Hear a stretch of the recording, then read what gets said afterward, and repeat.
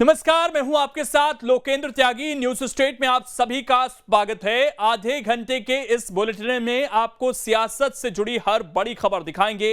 आपको सबसे पहले बताएंगे सिंधिया की जुड़ी खबर जो इन दिनों सबसे ज्यादा चर्चा में है। दरअसल जब से एमपी के 3 केंद्रीय मंत्रियों को विधानसभा चुनाव का टिकट दे दिया गया, तभी से सिंधिया के चुनाव लड़ने को लेकर अटकलें तेज हैं। वहीं बताएंगे कैलाश विजयवर्गीय के बेटे ने राष्ट्रीय अध्यक्ष जेपी नड्डा को चिट्ठी क्यों लिखी। साथ ही इंदौर 1 से कैलाश विजयवर्गीय की उम्मीदवारी पर कांग्रेस के सिटिंग एमएलए संजय शुक्ला ने क्या कहा। वहीं छत्तीसगढ़ में बीजेपी और कांग्रेस के राष्ट्रीय अध्यक्ष के दौरे का विश्लेषण भी आपको बताएंगे। तो आइए शुरू करते हैं 23 की टक्कर।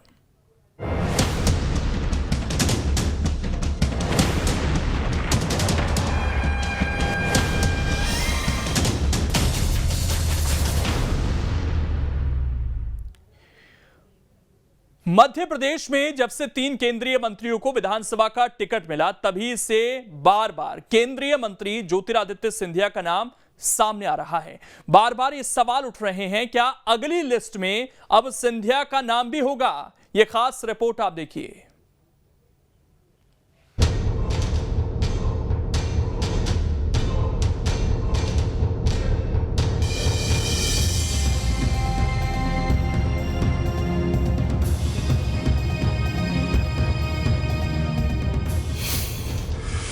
तीन केंद्रीय मंत्रियों के बाद अब सिंधिया की बारी। किस सीट से है सिंधिया को मैदान में उतारने की तैयारी? जी हां, मध्य प्रदेश में चुनावी घड़ी की टिक टिक जारी है और जब से बीजेपी की दूसरी लिस्ट आई है, सियासत की सुई की टिक टिक बार बार सिंधिया की ओर घूम रही है। दरअसल बीजेपी की दूसरी लिस्ट में जिस तरह से केंद्रीय मंत्रियों को चुनाव मैदान में उतार दिया गया है, उसे देखते हुए अब सिंधिया को लेकर भी अटकलों का बाजार गर्म है। अब ये अटकलें क्यों लग रही है, इसे समझने के लिए इस टाइमलाइन को भी समझना जरूरी है। दरअसल मोदी कैबिनेट में मध्य प्रदेश से कुल 7 मंत्री हैं। इनमें से 4 लोकसभा सांसद और 3 राज्यसभा सांसद हैं। 2 राज्यसभा सांसद और मंत्री एमपी के मूल निवासी नहीं हैं। इनमें डॉक्टर एल मुरुगन और धर्मेंद्र प्रधान हैं। इसके अलावा 2 मंत्री ग्वालियर चंबल, 2 मंत्री बुंदेलखंड से हैं। ग्वालियर चंबल से नरेंद्र सिंह तोमर और ज्योतिरादित्य सिंधिया हैं। बुंदेलखंड से वीरेंद्र खटीक और प्रहलाद पटेल केंद्र में मंत्री हैं। मंडला सांसद फग्गन सिंह कुलस्ते मोदी कैबिनेट में राज्य मंत्री हैं।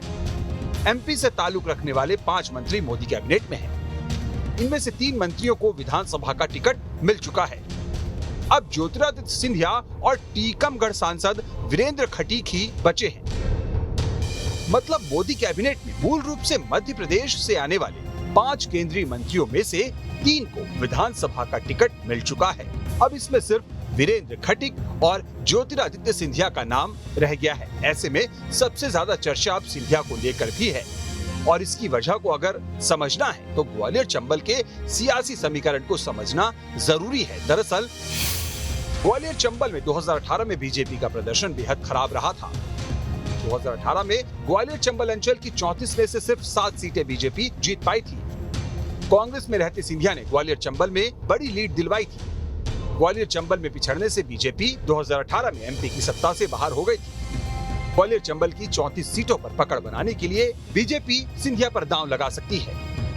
तो ग्वालियर चंबल के समीकरण बार बार ये बता रहे हैं कि इसके लिए ठोस वजह है जब सिंधिया को भी विधानसभा चुनाव लड़वाया जा सकता है। अगर ऐसा होता है तो सिंधिया चुनाव कहां से लड़ेंगे, ये बड़ा सवाल है। हालांकि 2 सीटों पर चर्चा हो रही है। इनमें ग्वालियर लोकसभा के तहत आने वाली ग्वालियर पूर्व की सीट है, जबकि गुना लोकसभा सीट के तहत आने वाली शिवपुरी विधानसभा सीट शामिल है। हालांकि शिवपुरी से राज्य की खेल और युवा कल्याण मामलों की मंत्री यशोधरा राजे सिंधिया भी विधायक हैं। यशोधरा राजे सिंधिया ज्योतिरादित्य की बुआ हैं। यदि ज्योतिरादित्य को शिवपुरी से चुनाव लड़ाया जाता है तो मुमकिन है कि यशोधरा को केंद्रीय राजनीति में एडजस्ट किया जाए।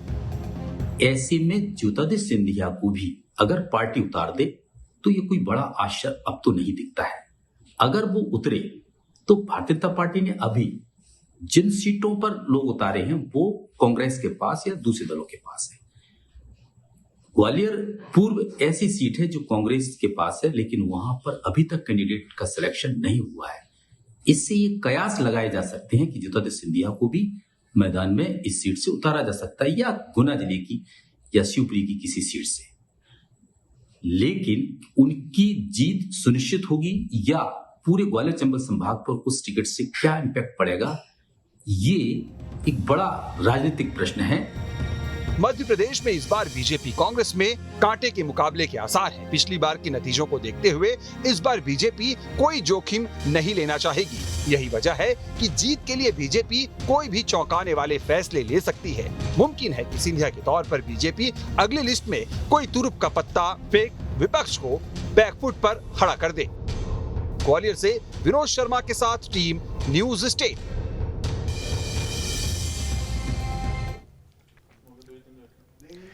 बीजेपी की दूसरी लिस्ट आने के बाद इंदौर एक सीट सबसे ज्यादा चर्चा में आ गई है। दरअसल बीजेपी ने यहां से राष्ट्रीय महासचिव कैलाश विजयवर्गीय को मैदान में उतार दिया है। उधर कैलाश विजयवर्गीय के इंदौर 1 से चुनाव लड़ने पर अब इंदौर 3 सीट पर सस्पेंस खड़ा हो गया है, क्योंकि इंदौर 3 सीट से कैलाश विजयवर्गीय के बेटे आकाश विजयवर्गीय विधायक हैं। लेकिन कैलाश विजयवर्गीय ने एक इंटरव्यू में कहा कि आकाश विजयवर्गीय ने जेपी नड्डा को चिट्ठी लिखकर बता दिया है कि वो इंदौर 3 से चुनाव नहीं लड़ना चाहते। आकाश एक परिवार एक टिकट के सिद्धांत का पालन करेंगे। इसके साथ ही कैलाश विजयवर्गीय ने यह भी कहा कि वो विधानसभा का चुनाव लड़ने से हिचक रहे थे, लेकिन आला कमान का फोन आया तो वो तैयार हो गए।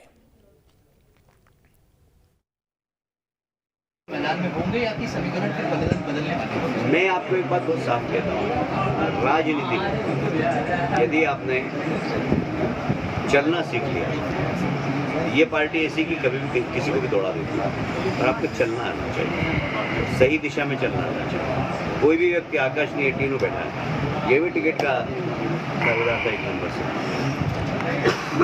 मैंने इसको परसों हिंट्स भी दी कि मैं बहुत असमंजस में हूँ, थोड़ा सा हिंट दी थी क्या यार, बहुत असमंजस में, और मैं आपको कुछ बता नहीं सकता। मुझे भी लग रहा था कि आकाश को और मुझे दोनों को एक साथ टिकट देने हैं। मैं क्यों लड़ूं, उसने अपनी एक जगह बनाई है शहर के अंदर मेहनत करके, और मेरे कारण उसका राजनीतिक अहित नहीं हो, ऐसा मेरे मन में एक पिता की हैसियत से चल रहा है। पर पार्टी का आदेश होगा। इंदौर क्रमांक 1 से सिटिंग विधायक कांग्रेस के संजय शुक्ला हैं। जब से इस सीट से कैलाश विजयवर्गीय का नाम सामने आया, तब से संजय शुक्ला की ओर से भी कई बयान सामने आ चुके हैं।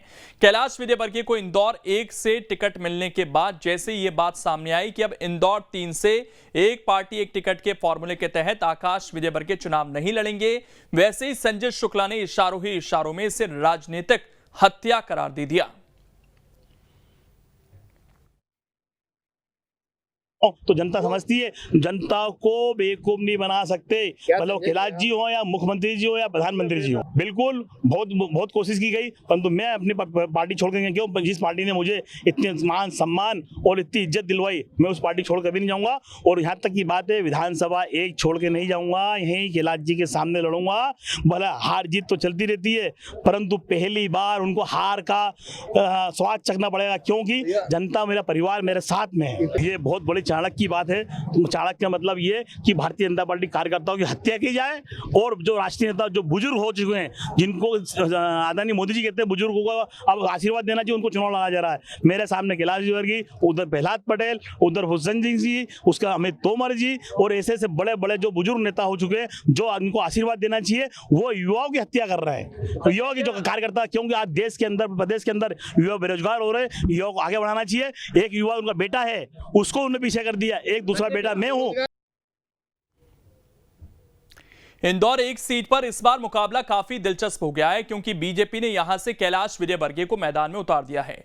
इंदौर सीट के समीकरण की बात करें तो इंदौर 1 सीट पर करीब 3.5 लाख वोटर हैं। इस सीट पर ब्राह्मण वोटर सबसे ज्यादा हैं। 2003 से 2013 तक यहां बीजेपी का कब्जा रहा है। 2003 में बीजेपी के अंतर सिंह आर्य यहां से जीते। 2008 और 2013 में बीजेपी के सुदर्शन गुप्ता यहां से चुनाव जीते। तो संजय शुक्ला इंदौर 1 से सिटिंग विधायक हैं, ब्राह्मण चेहरा हैं। और इंदौर 1 सीट पर ब्राह्मण वोटर सबसे ज्यादा हैं। यही आंकड़े कैलाश विजयवर्गीय की यहां से उम्मीदवारों को दिलचस्प बना रहे हैं।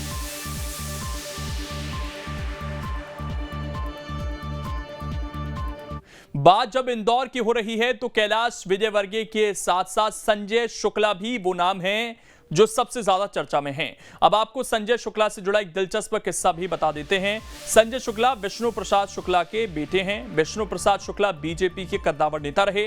विष्णु प्रसाद शुक्ला 2 बार चुनाव लड़ चुके थे। 1985 में विष्णु प्रसाद शुक्ला 3000 वोटों से हार गए। 1990 में विष्णु प्रसाद शुक्ला महज 1082 वोटों से हार गए थे। इस तरह विष्णु प्रसाद शुक्ला की हसरत अधूरी रह गई। बाद में उनके बेटे संजय शुक्ला ने यह सपना पूरा किया। 2018 में संजय शुक्ला कांग्रेस के टिकट पर इंदौर 1 से जीते। संजय शुक्ला ने बीजेपी के सुदर्शन गुप्ता को हरा दिया था। मतलब जिस सीट से संजय शुक्ला के पिता कभी बीजेपी के विधायक बनना चाहते थे, वहां से संजय शुक्ला बतौर कांग्रेस विधायक चुने गए। वहीं मध्य प्रदेश में जैसे जैसे चुनाव की घड़ी करीब आ रही है, वैसे वैसे सीटों को लेकर माथापच्ची बीजेपी कांग्रेस में जारी है। हालांकि अब तक 3 लिस्ट जारी कर जहां बीजेपी ने कांग्रेस के मुकाबले बाजी मार ली है, वहीं कांग्रेस की पहली लिस्ट का अब भी इंतजार है।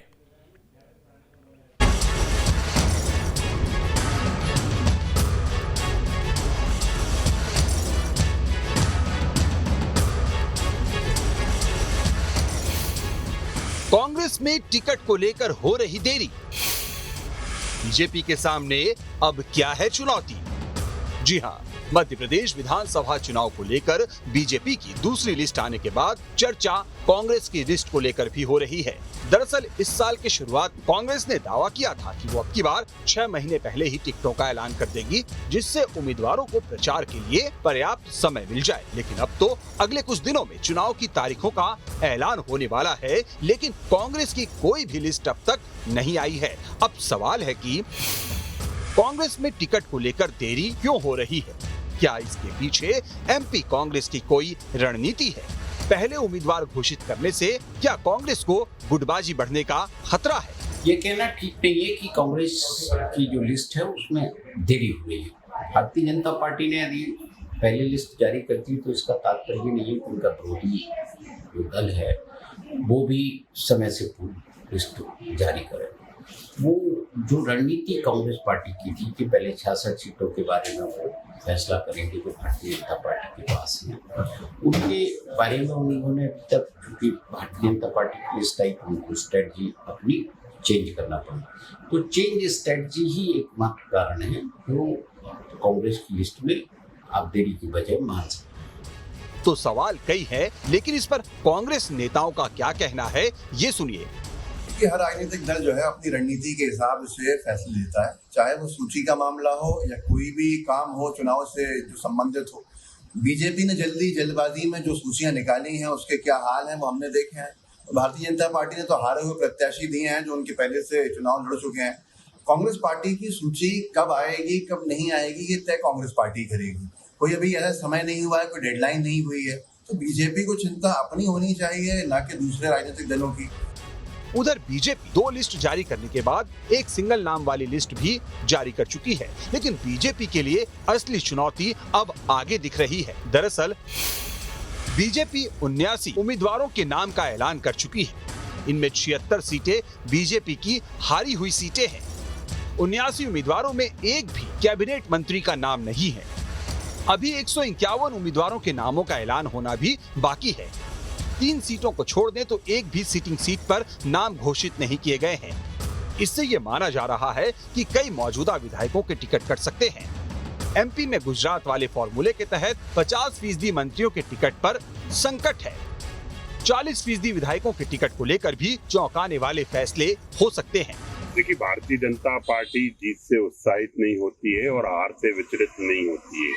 हार की समीक्षा करती है और हमने जो आकांक्षी विधानसभाओं पर समीक्षा करने का काम किया, मंथन करने का काम किया, चिंतन करने का काम किया, हमने अपनी 1 नहीं 2 नहीं 3 सूचियां जारी कर दी।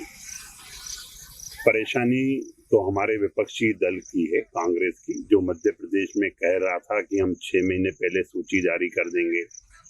दिग्विजय सिंह जी कह रहे थे हम 3 महीने पहले सूची जारी कर देंगे, पर आज दिनांक तक सूची जारी नहीं कर पाए। तो जिस तरह कांग्रेस में अभी उम्मीदवारों की एक भी लिस्ट नहीं आई है और बीजेपी में सिटिंग सीटों पर उम्मीदवारों के नाम घोषित नहीं किए गए हैं, उसे लेकर सवाल यही उठ रहे हैं कि क्या ये पार्टियों की रणनीति है या मजबूरी है। मध्य प्रदेश में सियासी सरगर्मियों के बीच बीजेपी ने अपनी 3 सूची जारी कर दी है। हालांकि बाकी बचे हुए नाम के लिए जानकार बता रहे हैं कि बीजेपी मध्य प्रदेश में गुजरात फार्मूला लागू कर सकती है, जिसके तहत लगभग 40 विधायकों के टिकट। मध्य प्रदेश में कांग्रेस बीजेपी में उम्मीदवारों के ऐलान को लेकर माथापच्ची जारी है। इसकी एक वजह पिछले चुनाव में कुछ सीटों पर हार जीत में कम मार्जिन और नोटा के समीकरण भी हैं।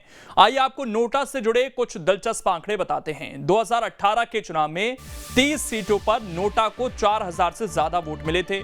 इनमें 20 सीटें कांग्रेस और 10 सीटें बीजेपी की हैं। 16 सीटों पर नोटा को 5000 से ज्यादा वोट मिले थे। नोटा ने कई जगह कांग्रेस बीजेपी के समीकरण बिगाड़ दिए थे। अब बात छत्तीसगढ़ की। छत्तीसगढ़ में गुरुवार का दिन सियासी हलचलों वाला रहा। छत्तीसगढ़ में तो राष्ट्रीय पार्टियों को राष्ट्रीय अध्यक्षों का दौरा रहा। बलौदाबाजार में जहां कांग्रेस के राष्ट्रीय अध्यक्ष मल्लिकार्जुन खड़गे का दौरा हुआ, तो रायपुर में जेपी नड्डा आए। नड्डा के अलावा अमित शाह भी रायपुर पहुंचे। छत्तीसगढ़ में कांग्रेस की पहली लिस्ट से पहले खड़गे का यह दौरा और बीजेपी की दूसरी लिस्ट से पहले शाह और नड्डा की मीटिंग काफी अहम मानी जा रही है। दरअसल 30 सितंबर को मोदी बिलासपुर आ रहे हैं। माना जा रहा है कि इसके बाद बीजेपी की अगली लिस्ट जारी हो सकती है। तो आपको बता दें कि आज छत्तीसगढ़ में काफी हलचल रही, क्योंकि एक तरफ जेपी नड्डा थे, दूसरी तरफ आज मल्लिकार्जुन खड़गे भी पहुंचे हुए थे। और ऐसे में दोनों ही पार्टियां जहां प्रचार भी कर रही हैं, तो ये मंथन भी कर रही हैं कि कैसे जो नाम है फाइनल करने हैं वो जल्द से जल्द हो जाएं, क्योंकि चुनाव की घोषणा होने में अब ज़्यादा समय नहीं है। हफ्ते 10 दिन के अंदर जैसी खबरें हैं चुनाव की घोषणा हो सकती है। 15 अक्टूबर से पहले लग रहा है कि चुनाव की तारीख सामने आ जाएगी।